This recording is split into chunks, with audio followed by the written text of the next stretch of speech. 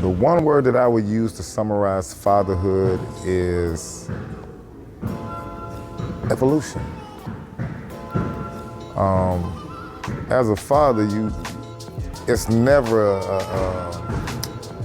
a template, you know what I'm saying, as far as being a father. So a lot of it, it changes because your children are going to be dealing with things that you didn't deal with.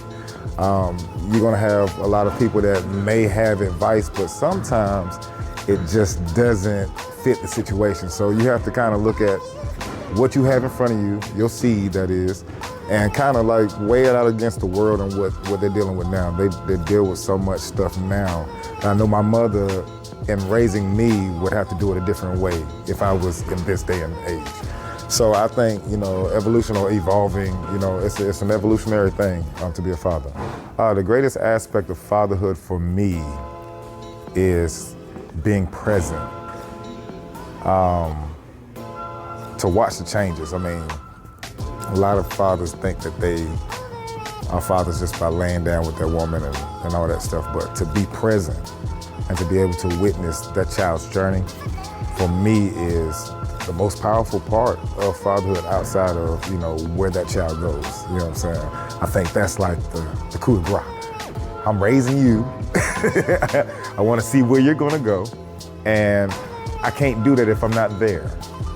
So I think being present is the key, even if you don't have any money, time, you give that little time. If your child doesn't, have an interest, y'all can develop an interest together. You can create a bond, you can create social skills, you can do, so many things that you can present. So I think, some challenges I faced as a father are definitely being lumped in a statistic without people seeing the works.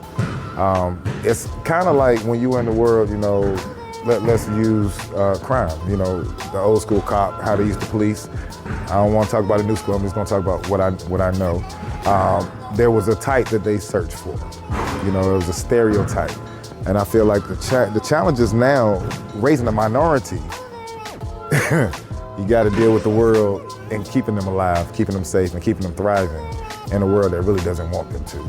And the only way you get them to thrive is by taking them away from the mental aspect of this world and putting them into a spiritual aspect that helps them just surpass all of this stuff that we're dealing with. Because we're not dealing with flesh and blood. I don't want to go Bible, but it is what it is.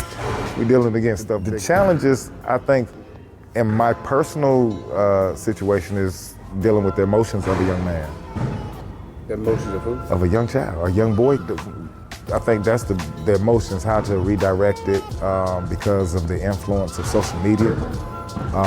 The portrayal of certain things is so in their face that you have to kind of go back and unteach what they learned, you know what I'm saying, in a whole different realm of things that shouldn't even been there. We didn't have that access like that. So, like I said, that goes back to that generational thing of how we were raised, you know what I'm saying, in contrast to how we have to raise our children.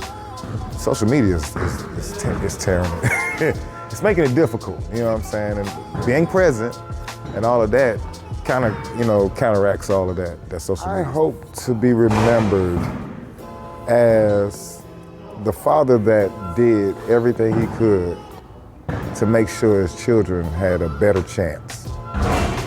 I'm not gonna say better than me or anything like that, just a better chance against any odds.